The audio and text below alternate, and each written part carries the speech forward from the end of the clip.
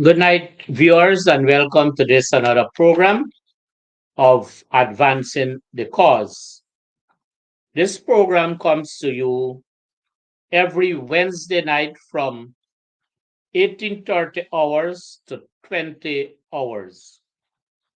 The official host of this program is the Honorable Coretta McDonald, AAMP, and General Secretary of the Guyana Teachers Union, who is otherwise engaged, and therefore I am tendering an excuse for our absence from this program tonight. My name is Dennis Jaikran, and I will be taking you through this program tonight. The topic for tonight is Guyana at the 90%, the missing link. Guyana at the 90%, the missing link. And the order of this presentation would be: one, I'm going to deal with some matters of the Ministry of Education. I'm going to deal with some of the failures, so to speak, of some enforcing agencies or enforcement agencies. And let me list them up front so that we can be prepared, because you might have your own thoughts and views on them, and we can continue to receive them. We are going to talk about the GRA. We are going to talk about the NIS. We are going to talk about the Environmental Protection Agency. We are going to talk about the Ministry of Labor and the Guyana Power and Light. And the third issue we are going to deal with tonight would be aspects of the Public Accounts Committee. And we are going to deal, the fourth issue would be award of contracts, more particularly the recent advertisement for contracts as advertised by the Ministry of Works. Well, they call it the Public Works. Payment of old age pension, cash grants, weeding and cleaning of government compounds, health issues, and on other health issues, we are going to talk about the shortages of drugs and medical supplies in all health facilities as reported and alleged in every single region of this country. We are going to talk about an alleged payment of $500,000 as payment for rental of a particular minibus for public hospital study, despite the fact the numerous transportation vehicles, so to speak, that are there. And then we are going to deal with the issue of the Guyana Teachers Union. And then as we conclude, we are going to deal with about four issues in the conclusion of this program tonight. So viewers, we are happy because I want to quickly explain that every Wednesday, when we host this program, an hour after we would have finished hosting this program, we continue to receive information from every single region across this country in relation to what are the things happening in these different regions, in all these ministries across this in this country, all agencies. And so as a result of that, we are able to grapple with the issues we are discussing on these programs.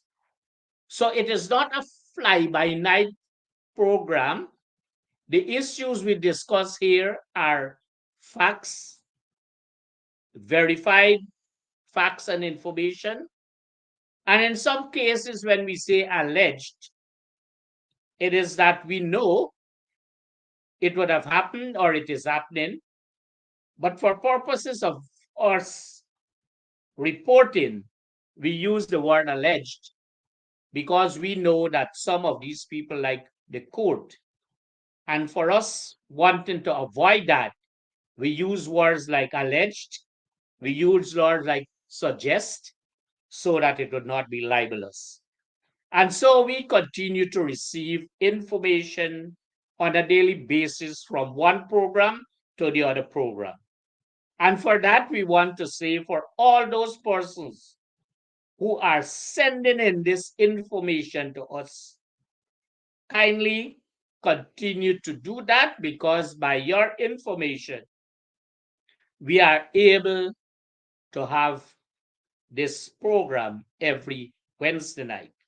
And we want to thank you most sincerely for your submissions and for your information. So tonight I want to quickly touch on, as we have said, some matters of the Ministry of Education. Most of the times when we deal with the Ministry of Education, I always refer to documents from the Ministry of Education. Documents, because we have, in a very professional way, a very sick, so to speak, chief education officer. And he's still feeling his way, despite the fact he would have been there for several years. But when you would have forked out a teacher from a classroom and placed that teacher as a chief education officer without any training or without passing through the system as a district education officer, regional education officer, senior education officer, assistant chief education officer, deputy chief education officer, as is, since you would have missed those links. And remember, I said the missing links. Since you would have missed those links, his boat is already far away in the drifted stages. And so I want to make mention of a memorandum from this same chief education officer, because he signed it, dated the 5th of August 2024. And here it says, from chief education officer to regional education officers 1 to 10 and principal education officer. Let me ask, and let me stop right here. There is only one principal education officer in this country. This gentleman seemed not to know this. And so for him to seek clarity, he should put the principal education officer, George Toh. And we have been repeating this same terrible mistake that this gentleman is making on all these pieces of correspondence. And maybe the persons who they put to look at these programs are not advising this gentleman that he's making tremendous mistakes and an embarrassment to the education system, like many other persons that they would have pitchforked into senior position. I'm coming to that because many things would have happened.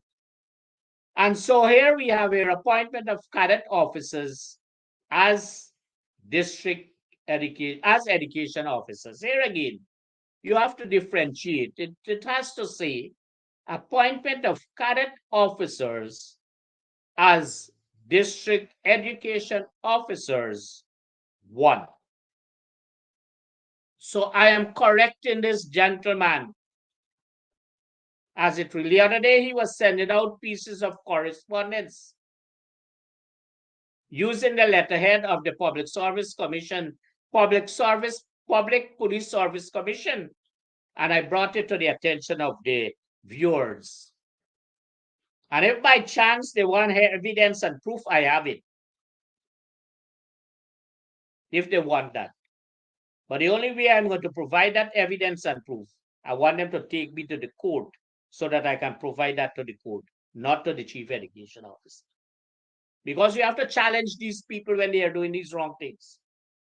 And so they have appointed, based on this piece of correspondence, 28 cadet officers as district education officer, 1 CEO. CEO, cadet officers to district education officer, 1. Your document, your memo is incomplete as always. And you need to go to a school that is teaching proper English and the construction of certain things, especially memos, so that you would know how to write it. You are a disgrace as it is, as a chief education officer in this country, putting out these kinds of very, very poor pieces of correspondence in an education system. And so before I go to make some comments about these things here, he again says, "You're respectfully Saddam Hussein." He signs and then he puts his name printed here, Chief Education Officer.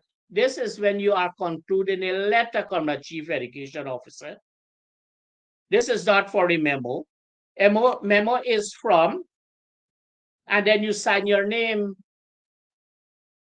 But maybe I have to come to the Ministry of Education to do a course with you and all your Deputy Chief Education Officer, your Assistant Chief Education Officer, your Senior Education Officers, and all your redos. All of you sailing in this country, destroying the education system.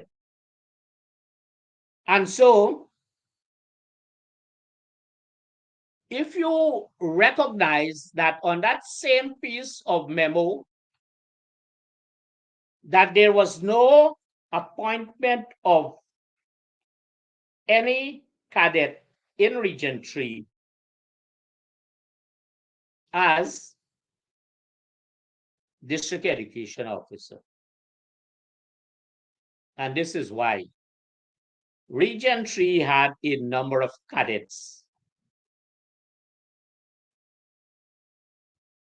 And I can bear witness to that because I was then a regional executive officer when these same cadets were sent to different units of the ministry. And then they were further sent to other regions. And now they would have been appointed DO, 1 district education officer. None came from Region 3 for the simple reason that before they were appointed, they were sent to other regions, and the Region 3 persons that were appointed, including the chief education officer, who was an AM or a TQM, not further than that, and all a set of AMs from Region 3 been appointed in senior position of the Ministry of Education. So viewers, can you see why is it I am pointing out to you that listed here are no cadet officer from Region 3 because they did not permit them to be appointed because they would have already dispensed with them in other areas. And so that is one. The second thing is that recently there was a district education officer 1, and I want the viewers to know, a district education officer 1 that was appointed senior education officer exams. May I repeat? A district education officer 1, it is alleged, from Region 3 would have been appointed senior education officer exams, meaning examination division. So I'm bringing these things to the attention of our viewers and those who are discriminated against in the education system. But mind you, viewers, some time ago I indicated on this program that the CEO sent out a piece of correspondence advising education officers and cadet officers to apply for the district education officer 2. And I alerted the public then that there was and I'm calling it regional. In region 2, there was a district education officer 1 who boasted about this officer having a close relative, allegedly, as a member of the Public Service Commission. And this officer would have no problem in being appointed a district education officer 2. And mind you, it is not as a region. When these DO1s apply to the Public Service Commission, it is national. And so it becomes a matter of seniority based on a national selection and not on a regional basis. And so this DO1 was right, because this DO1 would have been appointed DO2 by the Public Service Commission, who it is alleged has a member who is a very close relative to this appointed DO1. This is cause for concern, and I would hope that the officers who are affected, the DO1 who would have been affected, would make it their duty for the Public Service Commission to know. But I'm asking, where is the Public Service Union right now as it relates to this? But I recall some years ago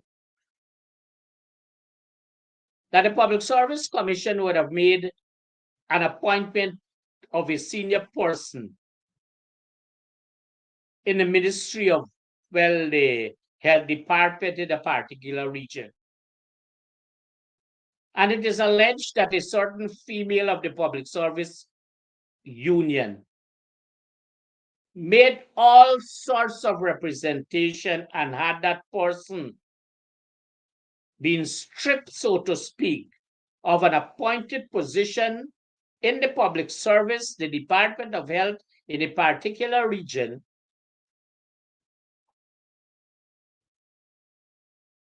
in a very senior position.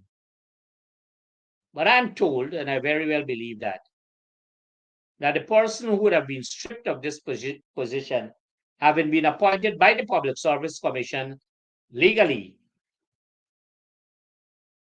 would have gone to greener pastures. So I'm bringing this to the attention of the public to know, when this level of frustration comes to be, people are leaving this country in droves. And so I want now to turn to the second piece of correspondence, which is a circular as sent out by the same gentleman. I'm not going through again all the discrepancies and his failure to do a proper piece of correspondence in terms of a memo. But they have put out here guidelines for subjects to be offered by secondary schools at grades 10 and 11. And so they would have made that circular available to all the secondary schools in this country. But mind you, the Ministry of Education boasts about the billions of dollars they are spending on the education system. And they are sending out a memo advising secondary schools as to the number of subjects the students ought to be offered at CSEC. But there is an imbalance in terms of resources, both material and financial resources. You are on one hand telling some of these schools, these are the number of subjects you have to do. On the other hand, you are telling schools that these secondary schools, these are the number of subjects you do. But you create that imbalance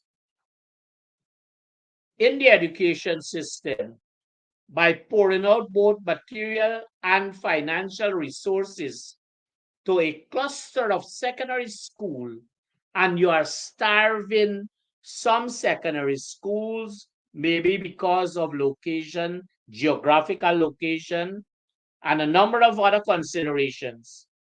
And you are starving them of both financial and material resources, but still want them to be able to compete with these secondary schools. That is what you call inequality in education, or inequality of access to secondary education. And so I am sorry about for this chief education officer. Those terms that I use there, equity, inequality to access to secondary education, those are strange phrases, language, and terms to this gentleman we call a chief education officer. But we need to take note of that. And since we don't take note of that, we are going to be able to find ourselves further down the line as we are at this stage. So I thought it best that we should bring that two pieces of correspondence, erroneous and discredited as they are, to the public, so that we can know and do an assessment of the tremendous failure of the education system. And that is why our program tonight is, the topic rather, is Guyana at the 90%. Guyana at the 90%, the missing link. 19% meaning the process of retrogression, not only in education, in health, in agriculture, in public works, all areas in this country. And so we need to look at that. Under the issues of education, I want now for us to be able to understand that they quickly, both the Teaching Service Commission and the School Board Secretariat, would have been quick to make appointments, administrative appointments, so to speak, of head teachers and deputy head teachers of secondary schools in this country. And so those secondary schools that are, some that are managed by school boards and others that are non-board schools, where the Teaching Service Commission is responsible for those appointments. They have made those appointments without any public advertisement, one. Two, without any interview. Three, they would have done special selection of only a particular set of people for these schools.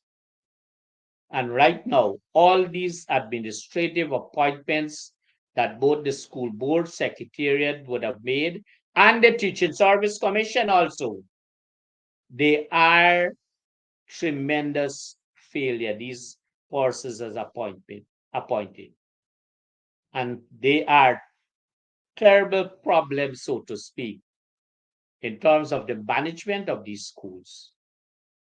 And it is not saying any bad thing about our head teachers and our deputy head teachers, it is saying to the system, you would have appointed them and you are allowing them to fail. And not themselves failing, but the teachers are failing in the school, the parents are complaining, the students are complaining, high level of indiscipline, and a number of things happening in these schools, as reported to us on this program. And so we want to just advise and to say to the viewing public that this level of performance is very poor based on these level or the performance of these head teachers and deputy based on administrative appointment. That's special selection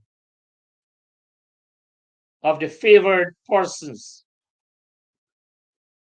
but without the qualifying requirements. And so we need to bring that to the attention of the public. And mind you, viewers, that we are saying these things to you because it is the concern of persons who are listening to this program and they give us the feedback because they are concerned, and because they are concerned, we have to be able to make that representation. I now want to turn to the second issue. As mentioned on certain programs, recently we spoke about the failure of enforcement agencies in this country. And the failure of these enforcement agencies are causing tremendous suffering and harm to communities, to people, to individuals. And these persons that we are talking about on these programs are persons who are servants of the people of this country. They are paid from state money.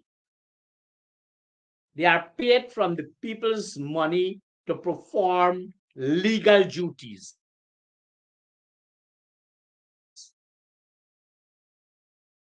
And so the story is told about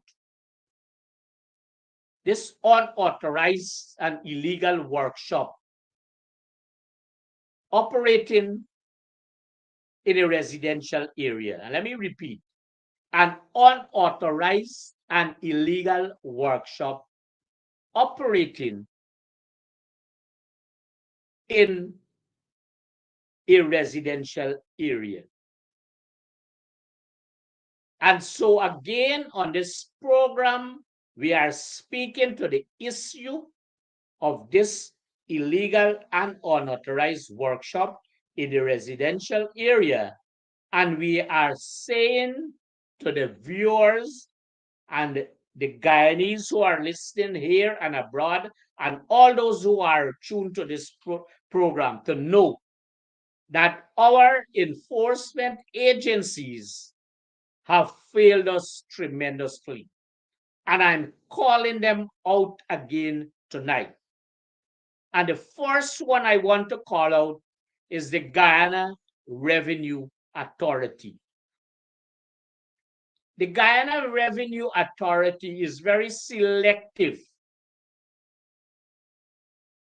in the way they go about doing things across this country. And I don't know if by some reason or the other that the senior management of the Guyana Revenue Authority, when they would have received information, and I know they would have received this piece of correspondence as it relates to this illegal and unauthorized workshop operating in a residential area, And this was told to them since in May of this year.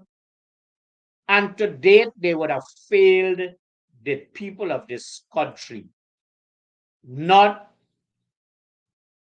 even a simple response as acknowledgement, as courtesy, normal courtesy would dictate in the public service. And so if you have any person, any viewer, tag somebody from the Guyana Revenue Authority, you must have friends there. Or anybody from the Guyana Revenue Authority that is listening to this program, tell them when you go to work tomorrow that they would have failed the people of this country in a number of areas. But they are quick to, in certain areas, respond to situations. And the Guyana Revenue Authority, as all of us would know, is an agency that brings in money to this country. And so if by chance they fail to do what they have to do, then our pensioners, NIS pensioners, government pensioners, old age pensioners, our teachers, our policemen, our nurses, our public servants are not going to get an increase in their wages and salaries. And mind you, not only that, I'm coming to the oil and gas industry because I'm going to link that with the cash grants and the school grants. And I'm going to call out on the Commissioner of Police tonight and all the what you call the hierarchy of the Guyana Police Force. And I'm going to call out the Auditor General.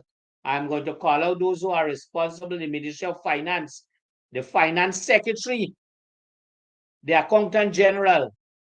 Let them answer to the people. They can't sit back because they are given a position to sit back. So I make mention of this because I want to, all persons are suffering across this country with these illegal and unauthorized workshops in these residential areas. And I want now to turn our attention to the National Insurance Scheme. That also is a very selective. And I might say the National Insurance Scheme because the persons who are employed to carry out the work, it is one out of two things. Either they are trained or not trained. Or maybe a third thing. They are trained in such a way to make themselves comfortable and deny the right of the NIS, so to speak, as an organization or agencies or agency to benefit from. Right now, viewers, as I am on this program, you must very well know that I have power failure. It is not power failure anymore in this country. It is blackout. And maybe they would have done that to me because I'm stocking up on this program. But I'm going to continue to talk on this program. So they have restored it for the time being. I don't know. They are up and down with it. They are up and down with it. So sorry about that, viewer. So let me continue. We want to talk about NIS. So NIS would have failed the people of this country by not engaging these illegal and unauthorized workshops. And why I'm emphasizing this? Because it is a concern of persons across every region of this country. Some are writing, some are saying to us. And so I'm calling out the management of the National Insurance Scheme right now for them to be able to address that. And then I want to talk about this important agency, the Environmental Protection Agency. And I'm calling out the executive director who has responsibility for the management of the Environmental Protection Agency to say, after, tell the viewers, why is it, having received pieces of correspondence, that this executive director did not have the common courtesy as dictated in the public service to advise of receiving or not receiving a piece of correspondence. But I'm told, and I very well believe that at least 4 letters would have been dispatched to the executive director and no heed has been placed. But by the way, I'm talking about this illegal and unauthorized workshop in residential areas. But I must say to you what would have been pointed out, that there is tremendous noise nuisance or pollution, noise pollution, chemical pollution, and dust pollution. And this is a direct responsibility of the Environmental Protection Agency. And they would have failed in the execution of their duty as an enforcement agency, failing the Guyanese people across, excuse me, across this country. So right now, I am calling out on the executive director of the Environmental Protection Agency to help curb, to erase, and to remove this noise, chemical, and dust pollution that people are faced with in residential areas. How long should these people continue to suffer under these circumstances and situations when public officers receive as salaries state funds, the people's money, and are not functioning the way they are functioning, they're supposed to function? So I am calling out the executive director of the Environmental Protection Agency. And then the fourth, well, this is agency in terms of budget, but the Ministry of Labor, and more particularly the Minister of Labor, who is also a public servant and is paid by state money to perform public service duty. And in a normal course of duty in the public service, as soon as you are, well, if you are a good public servant, as soon as you are in receipt of a piece of correspondence, the first thing you do is to acknowledge that piece of. The Minister of Labor to date, having 5 months gone, I am told, has not had the common sense or courtesy to even send an acknowledgement letter to the people. And so the people continue on a daily basis to suffer. Because right now, if you look at these workshops, there is what is called child labor. Child labor. These workshops fail from providing any personal protective gear, for persons working there or persons visiting these workshops. And I know because I was a former principal of the Linden Technical Institute and the Esquibo Technical Institute, I know that the first signage that you would put somewhere at the gate is safety begins here from the gate. You do not see these signages in these workshops. And it is the failure of the Minister of Labor and his staff to ensure these things happen. So I'm calling out the Minister of Labor because he's paid by our money, state funds. And he can't be above the people as he would want people to believe. He must act in accordance with what he's put there to do. And so the Ministry of Labor, the Minister of Labor, would have been a tremendous failure as always. So I'm calling out him at this stage based on the letters he would have received. And then the fifth enforcement agency is the Guyana Power and Light. I understand they made some efforts to have some letter of acknowledgement,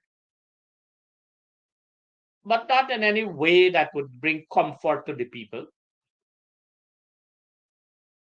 And I want the public to know that it is alleged that these workshops, they have what is known as domestic, or they are paying domestic consumption for industrial work being done.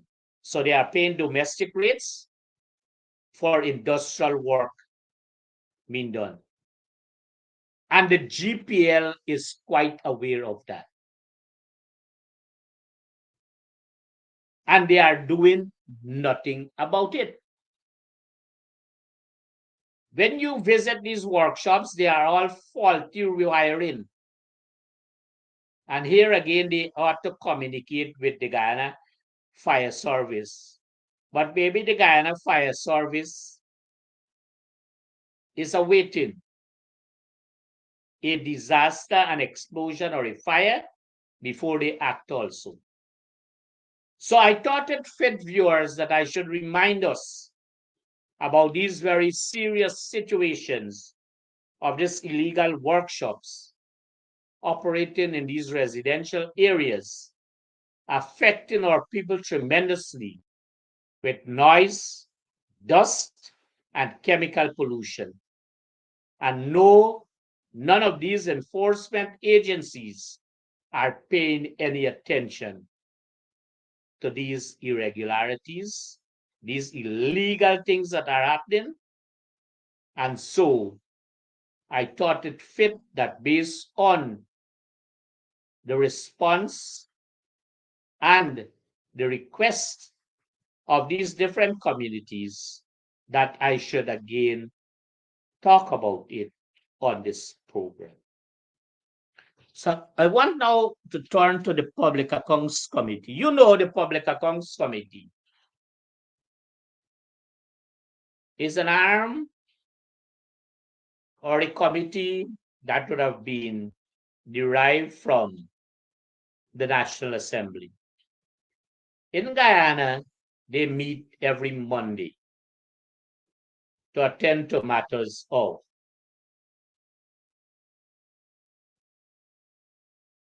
the Public Accounts Committee based on the Auditor General report. And I want to make a few observations. And I'm making these observations because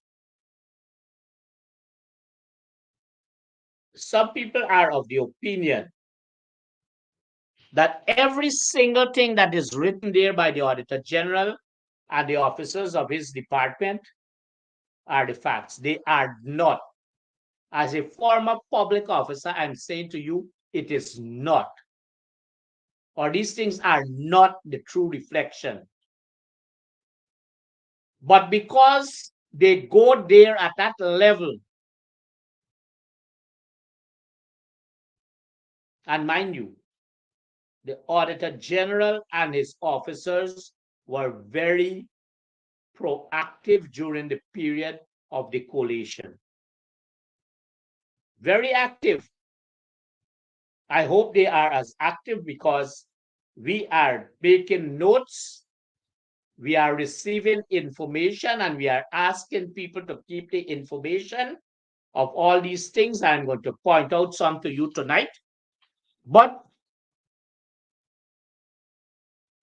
the Public Accounts Committee of Ghana, not Guyana, Ghana,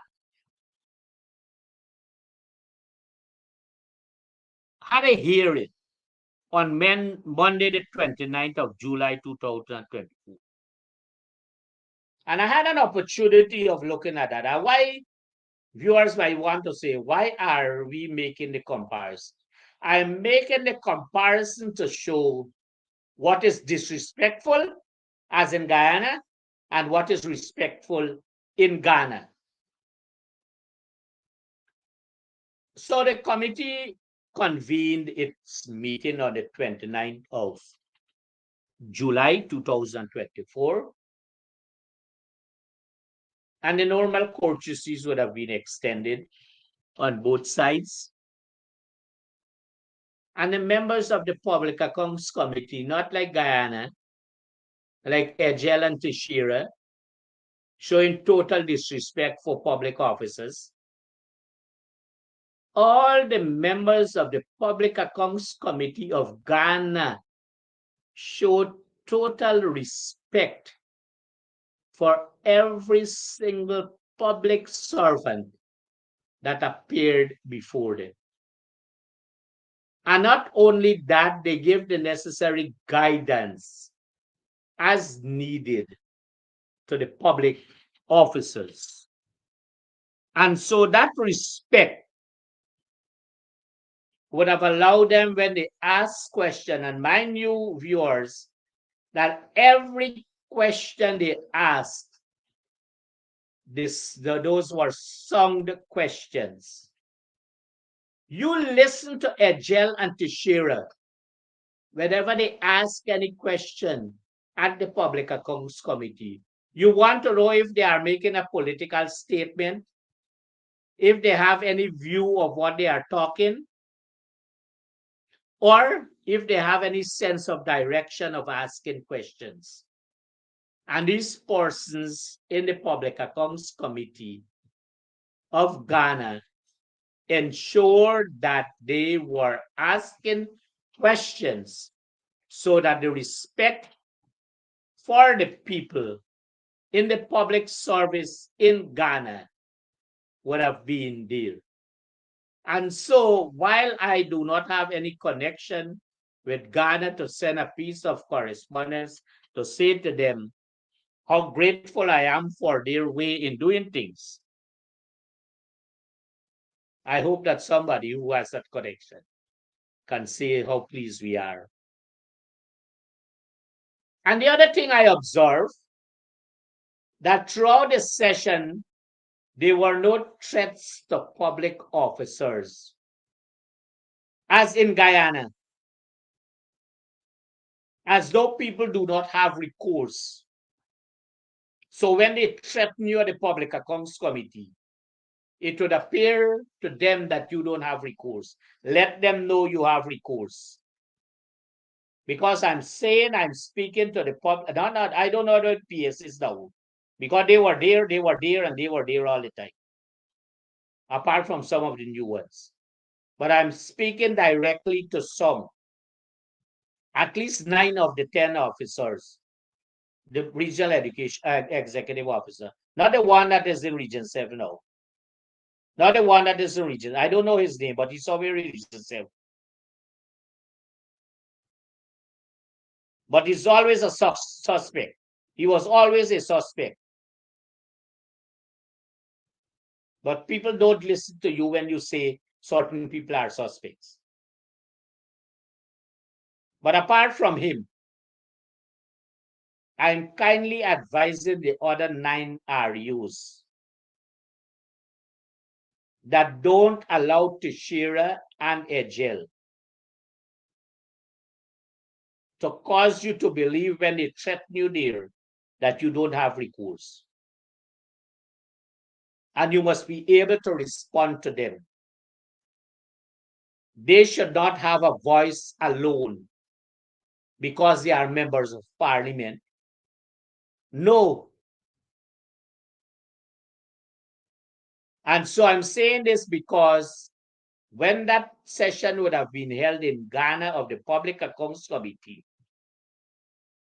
they were able to allow that. And then I want to touch on this point about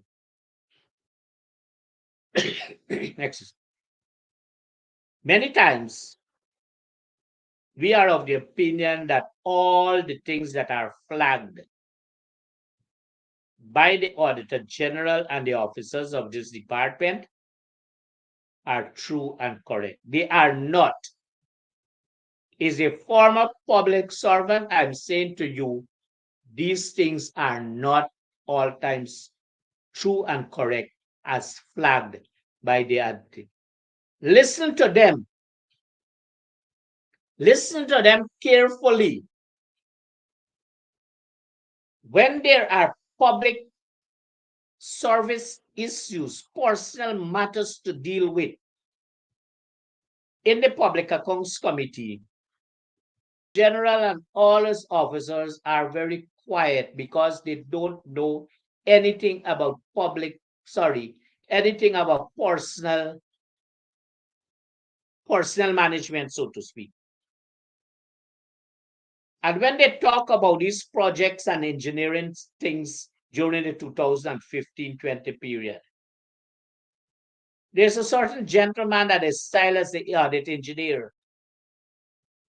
He is poor in answering these questions and making queries. Why I'm making these comments tonight, viewers? Because I want to advise us to be able to listen to other views of other countries as they hold their Public Accounts Committee meeting. And so I notice also that for the 2015-20 Audit Office report, that the Finance Secretary is very proactive, asking questions and making comments. The Accountant General follows, giving suggestions, and up to this date, can't change anything or bring out any new circular. They are bluffing their way, but they have to do what they are doing because they are preserving their work, and they have to do just that, preserve and protect the turf they are working on, despite the fact they are mashing, so to speak, the feet of good public officers who were once there.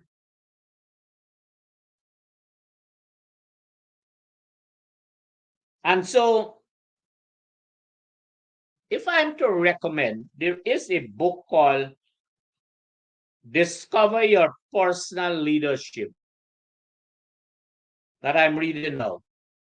And it would be for good reading for maybe the Auditor General and the field staff, the Accountant General, the Finance Secretary, Ejel and Teixeira.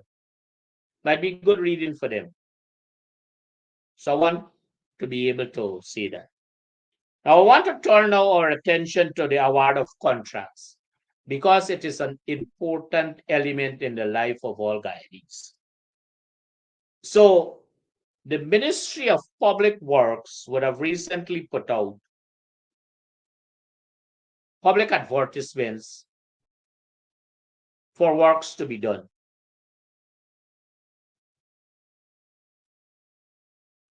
And the first one would have been public and main access roads, approximately $6 billion. This is August, $6 billion, right? And the same minister who is heading there, when he gets to public accounts, you would think he knows this whole system more than any person. He's a tremendous failure. Ejel is a tremendous failure as a minister. All he has is big, loud mouth.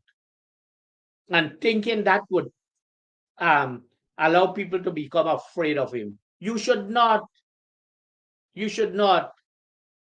I don't know, but I cannot refer to this gentleman as a bishop. But that is another story. But so there is about $6 billion for public and main access roads, right? The opening of that tender is on the 11th of September. Mind you, I'm giving you dates. Then they have to do evaluation as the procedure would dictate. Then tender board has to do its work. And if tender board when completed, there has to be this award, signing of the contract, mobilization period, and then there has to be the period in which the work ought to be completed. When all this is done, apart from the commencement of these works, it should be sometime in October. Mind you, viewers, we have to look for this. For this $6 billion, I'm suggesting that would have been allocated for this year, appropriated, so to speak, for this year, for public and main access road is more than 6 billion, but 6 billion for the time being as advertised in the newspapers. If this works and they are not going to be completed for this year, and nobody is saying that it would be rollover projects, and Ajal always talk about rollover projects, thinking people know he's the only man who understands the Procurement Act. They are going to come back to ask for the same amount of money next year. So I'm bringing it to the attention of the viewers. We have to take note of these things because little things matter. Small things matter. We should not allow these things to escape because when they escape, a number of little things are going to add up to a number of big things. And so if you listen, viewers, carefully to us, how we present our thoughts, our facts, and give figures, it is based on receiving information from the ordinary man in the street of this country. And we have to allow for these views to be heard by these persons through programs like these. And that is why we are bringing these things to your attention. The bigger things are being said by other persons, but because there are a number of other programs that are covered on a daily basis and on a weekly basis. So I need to say that to you. And so for sea and river defense, approximately $2 billion. Because these people know billion and trillion. They don't know million anymore, Billions and trillions. That is what they know. But I hope when the time would have come that the Auditor General would flag these things for them to answer. And I hope he would have been proactive during this period, like he would have been in 2015, 2020 when the coalition was in government. Why are we afraid of public officers? Why are we afraid of as citizens of this country to call out people like the Auditor General, the Accountant General, the Finance Secretary, and other persons? They are paid by us, our money, state money, people's money. They are public servants, and they have to answer. So I'm making this point to say to you that the same thing would happen with the sea and river defense. We are now putting out for a number of projects to the value of about $2 billion. And so that closing date is on the 15th. And the same thing would follow, as I would have mentioned earlier. So, as viewers, we have to be able to pay keen attention to what is happening here. And so, the minister, the goodly minister of public works, should know that bringing these projects for public advertisement, tendering, closing, evaluating, award signing, mobilization, and all these things will take a long time. But he appears to be this good in knowing the procurement aspect. So I'm calling out the Auditor General and calling out the Accountant General. Sometimes we fail to call out the Accountant General, but the Accountant General deals with the money of this country. The Finance Secretary deals with the money because both of them, the offices rather, not persons, they are offices of the Ministry of Finance. And they are the Auditor General. So we need to call people, offices out as they are, as stated on the Constitution, so that we are going to be able to have the thing. There is a slogan, which says empty barrels make the most noise. And listen at the Public Accounts Committee, who makes the most noise.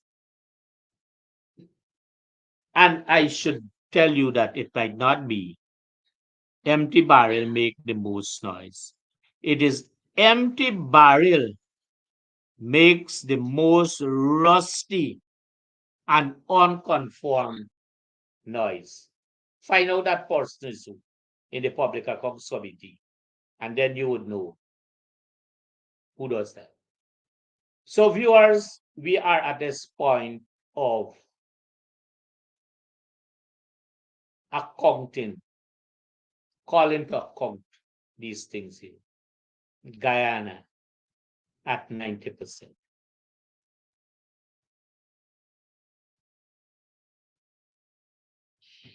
And so I want now to turn to old age pension, payment of old age pension. And I keep repeating because I'm saying this so that you would understand that these things we say on these programs are as a result of what the feedback we get. So the story is told, and we very well believe that a number of persons reside overseas. Maybe they are permanent.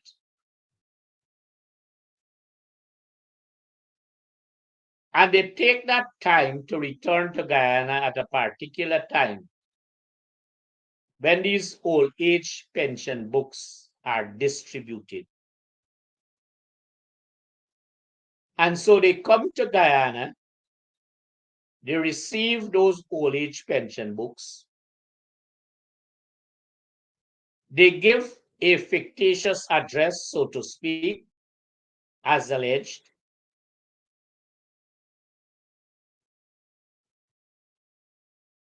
And the rest would go on as to how they get their money. And the cycle goes on year after year. So a number of things we need to make known as observed. One, and to ask the question, are these people or persons entitled to this money? And we would have found out, and your answer would have been no. So that is fraud. It is robbery under arms, so to speak. And here again, I'm calling out the Minister of Social Protection. Well, they call it another name now, Social Services. I don't know who is the Minister of Social Services. Whoever is that person, whoever is that minister, who is a public servant, should answer. But I noticed that somebody said today on some program that the permanent secretary of that ministry, who is distributing old age pension books, resign. I think I overheard it somewhere. Resign. The same ministry that is giving out old age pension book. So I'm calling out the minister now to pay attention to that and to give answers. And so all money that is being paid, they can only be done by the Ministry of Finance. So the persons there are the Finance Secretary and the Accountant General. I'm calling them out here to make known and to answer these questions because they are going to come somewhere. And I'm calling out the Accountant, the Auditor General. For all these people who come to this country as alleged at this particular or the particular time when these pension books, sometimes on these programs, you mash feet, so to speak. Or people say you mash feet. But you cannot want to be on these programs and speak the truth. And when you mash feet, somebody becomes let them become annoyed of you. You are speaking the truth and stand by the truth. That is why these programs are coming to you. And so I am calling on the Accountant General, the Finance Secretary, who indicates every year, every week at the Public Accounts Committee. I am looking at that. We are going to change this circular. We are going to introduce this new system. And last week or the week before, I noticed an REO, or let me rephrase. I noticed a head of a budget agency who was there and answering question, maybe this week or last week. And he's a school dropout, secondary school dropout, became REO, can answer simple questions in Parliament, trying to coin phrases that are totally above board and giving answers that are not necessarily answers for a professional. Maybe because he's not professional, and maybe he is the man or the person rather, who treated rats at a particular health institution with rat poison to get rid of the rats. You have to find out who is this person, this accounting officer at a budget agency. And maybe these things happen because the same person is a secondary school dropout. We have to bring a thing. We have to talk these things because these people are failing us in this country. So that is another cause of concern, payment of old age. Cash grants. Cash grants is a very topical issue that all Guyanese, all interested persons who are listening to these programs and other programs that would bring out all the defects and inefficiencies of the cash grant, payment of cash grant, should bring it up as it is. Cash grants. The question that is being asked is, whose money it is? And the answer given, it is the people's money. It is the state money. It is not the government of Guyana money, because government would change from time to time. It is not the PPP money. It is the people's money. And so it is alleged that in the payment of this cash grant, that in some homes, the entire home would have received, allegedly, mother, father, grandmother, grandfather, all the pets in the home, whether it's cats or dogs or parrots, all receive cash grants. Allegedly, grandchildren, in laws, all these people, allegedly.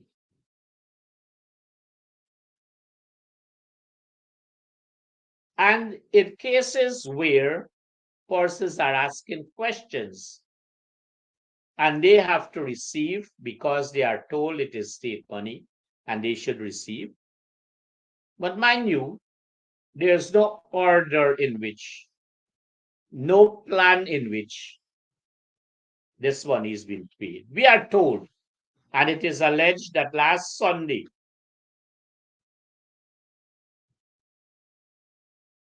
the chairman of a particular NDC, and then before I go on the cash grant, some time ago we are told, and it is alleged that this same chairperson of this NDC wrote a check in excess of $100,000 in his name. He is a signatory to the account and the check, as alleged, and he encashed the check because it was properly signed. When the investigation was held, it is alleged that there was a cover up. So this same gentleman, this chairman of the NDC, had a meeting at some playground or playfield last Sunday. And it is further alleged that he was telling people to sign their names that they are going to receive, allegedly receive $100,000. But when they don't know, some people sign and some people didn't sign.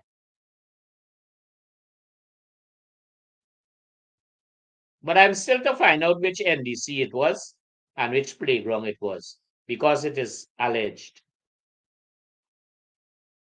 But once we have that information that this chairman of the NDC once wrote a check for over $100,000 in his name and signed the check, then we would know when we find out. But I bring in these things to say how discredited it is to pay these cash grants in the different NDCs. Selected persons, friends, families, favorites, fans of the PPP, friends of the PPP, they all receive these grants. And once you do not speak the language they speak, you cannot, you will not receive those cash grants. Here again, I am calling out, because no money can be appropriated or sign off to be paid if the accountant general is not involved, if the finance secretary is not involved. And so I call out on them. I call out on the Auditor General to do his work properly, so that when that audit is being done, I hope that if there is need for flagging every single payment that would have been made, that those payments are going to be flagged and put in the Auditor General's report. Because the cash grant is a total disrespect for Guyanese.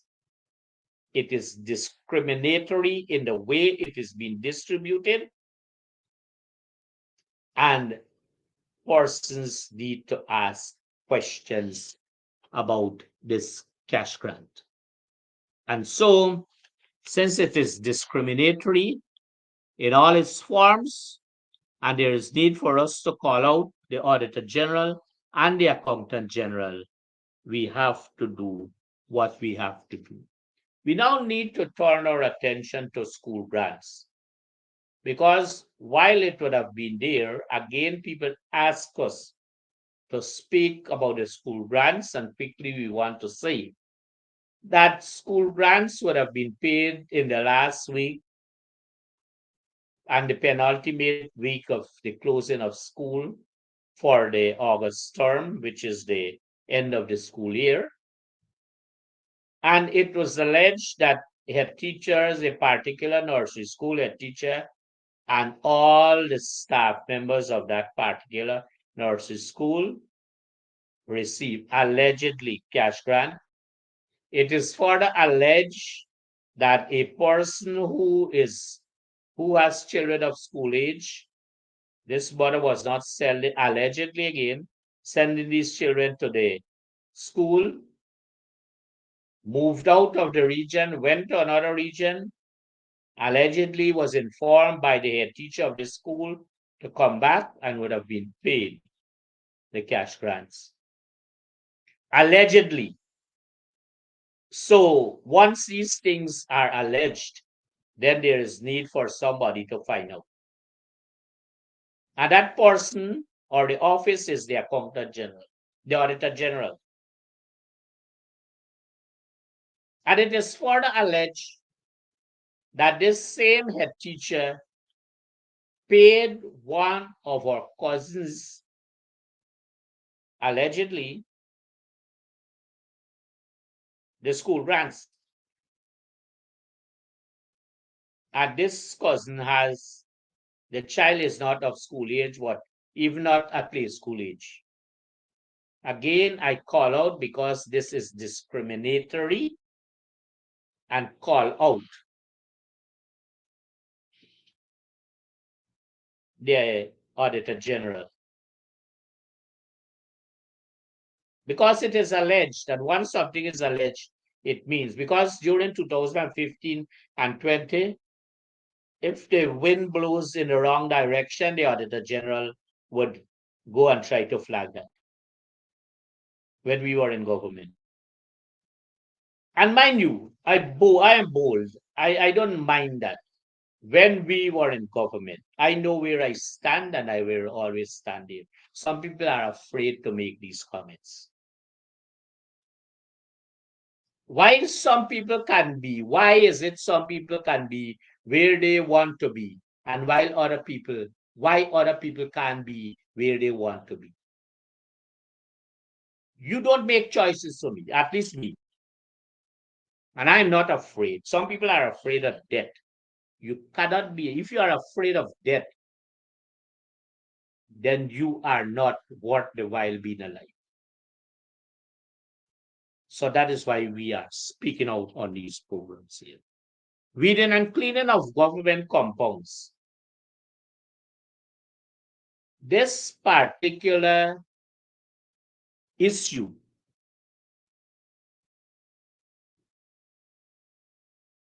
seemed to come up to us time and again.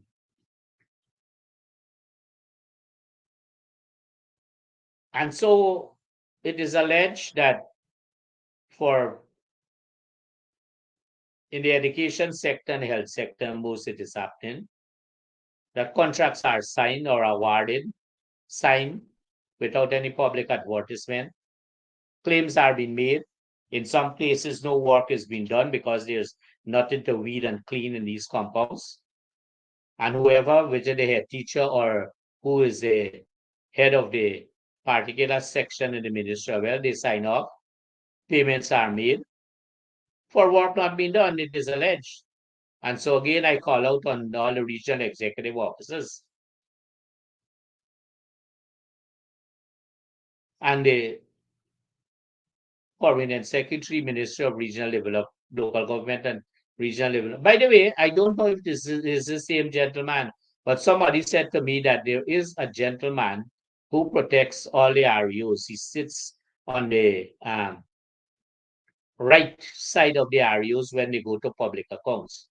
And somebody was telling me that they want to strongly believe that because the REOs are there and they need protection, that might be a security officer there.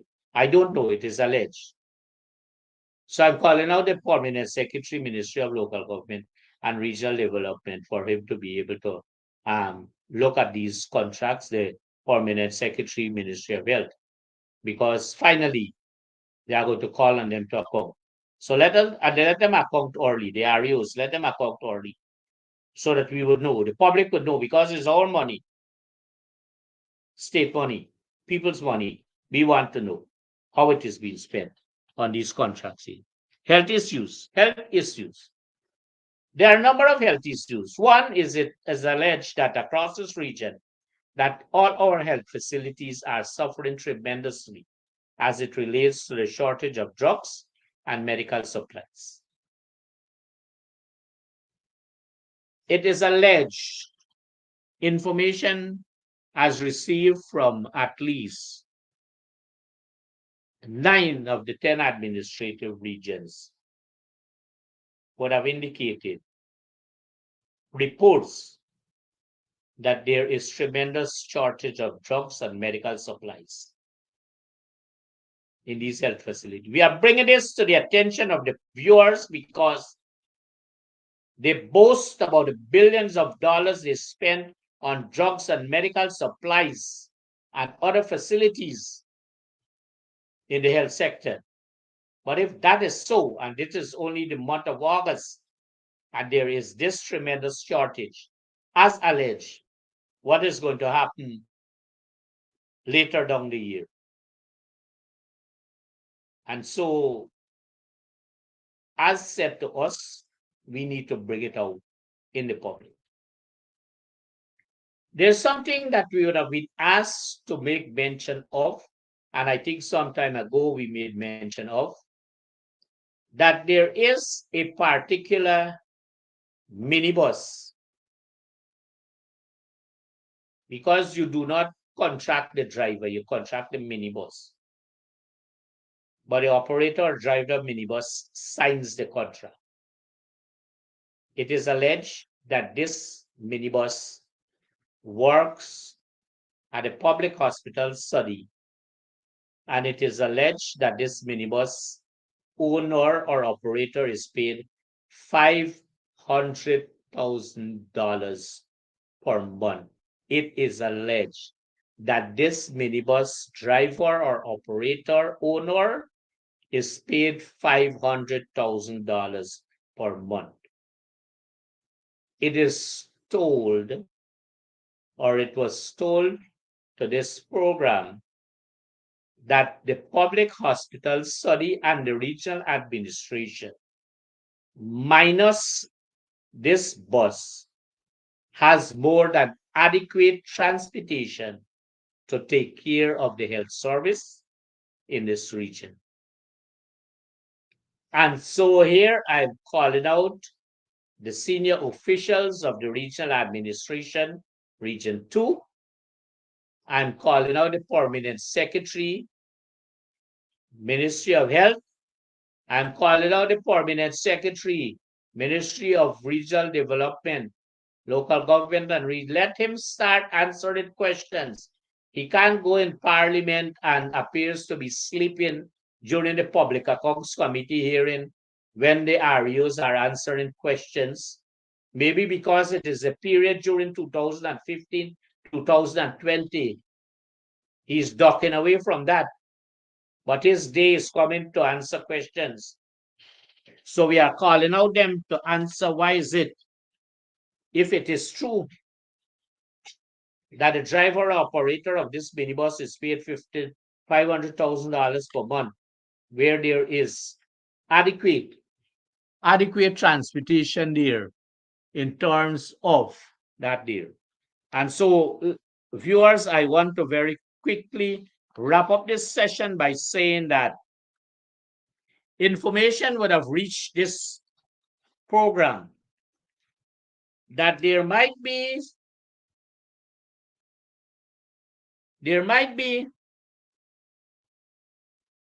some plan ahead, as alleged, to sell allegedly to sell the property of GWI, the old Henrietta Pump Station to a private residence. And so I am calling out the CEO, Sheikh Baksh, who is giving the people in Georgetown brown water for pipe water. Let him take some responsibility.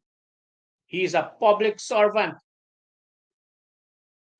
That it is alleged that a private person is now occupying the Henrietta old pump station and would soon allegedly create a residential area there. So viewers, tonight I said to you that these are the areas of concerns as indicated to us by our viewers. And I want to extend our gratitude and thanks for you for listening to us every single Wednesday night. This program continues next Wednesday from 18:30 hours to 20 hours. And we want to thank you very much for being alive with us. We would continue to bring you the facts, the figures, the information as alleged in some cases and as proven in some cases. And again, we want to say good night. Thank you very much, and may God bless you.